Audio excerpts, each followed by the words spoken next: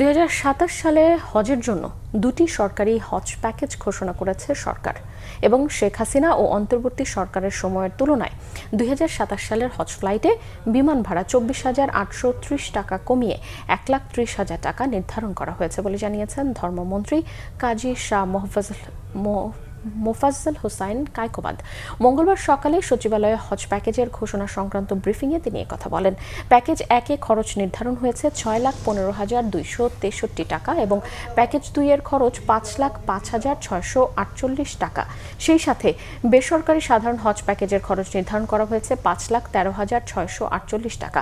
মন্ত্রী আরও বলেন, 2027 সালে হজে সৌদি আরব 3টি সার্ভিস প্যাকেজ চালু করেছে, তবে আগের ডি প্যাকেজটি এবার আর থাকছে না।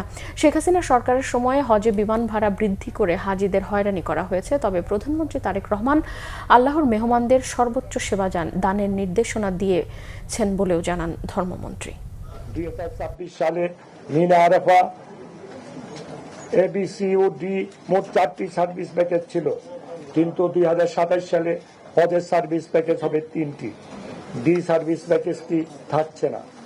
এছাড়া 2027 সালে হজে হাফ বোর্ড ক্যাটারিং বাধ্যতামূলক করা হয়েছে।